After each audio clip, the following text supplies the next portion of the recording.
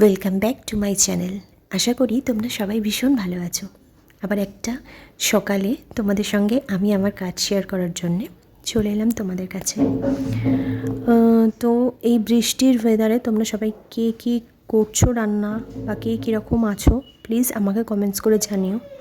আর please আমার ভিডিওসগুলো একটু দেখো। আমি ভীষণ ইরেগুলার হয়ে গেছি, কিছু প্রবলেমস আছে, মানে ফিজিক্যাল কিছু প্রবলেম তো আছেই, আর চাপ, কিছু কাজের চাপ এমন পড়ে গেছে যে আমি ডেলি ভিডিওটা আপলোড করার টাইমই পাচ্ছি না। মানে ভিডিও যে আমি করবো ফোনটা নিয়ে সেটা সময় পাচ্ছি না করতে।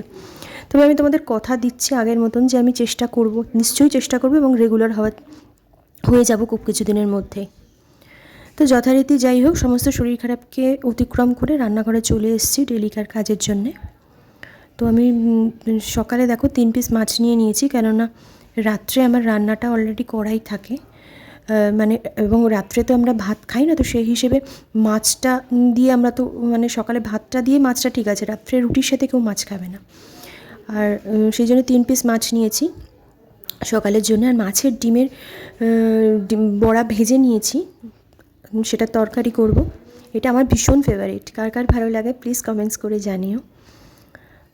তো যাই হোক, মাছের ডিমের বড়ার তরকারিটাও বসিয়ে দিয়েছি। একটু আলু দিয়ে করলাম এই কারণে যে রাত্রে আমার তরকারি করা আছে, তো সেটাও বার করে নেবো। সেটা যদি কম হয় তো একটু বড়ার তরকারিটা দিয়েও কি আমি সকালের খাবারটাও খেয়ে নিতে পারবো, রাত্রে রুটির সাথেও হয়ে যাবে। তো সেই কারণে একটু আলু ঠালু দিয়ে বড় করে করলাম। তবে বলে রাখি, খেতে কিন্তু সত্যি ভালো হয়েছিল। যদিও আমার কর্তামশাই খুব ভালো লাগেনি, কেননা মাছের ডিমটা খুব একটা পছন্দ করে না। তো সেই কারণে ওর জন্যে 2 পিস বড়া ভাজা রেখে দিয়েছিলাম, যেটা ও ডাল দিয়ে ভাতের সঙ্গে খেয়েছে। আর মেয়ের জন্য একটা রেখেছিলাম। আর আমি তো বড়ার তরকারি দিয়ে সকাল বিকেল তোফা খেয়েছি। তো আমি আমার খাবারটাও দেখো মোটামুটি আজকে কী দিয়ে লাঞ্চ করবো সেটা দেখিয়ে দিলাম তোমাদেরকে। বড়া ভাজা রাখাই আছে 3 পিস, আর একটা তরকারি করে রেখেছিলাম আলু পেঁয়াজ দিয়ে, একটা সবজির তরকারি করা, তো তলায় ডাল আছে অ্যাজ ইউজুয়াল। তো যাই হোক, তোমরা ভালো থেকো, আবার দেখা হবে নেক্সট ব্লগে। ততক্ষণ বাই, টেক কেয়ার।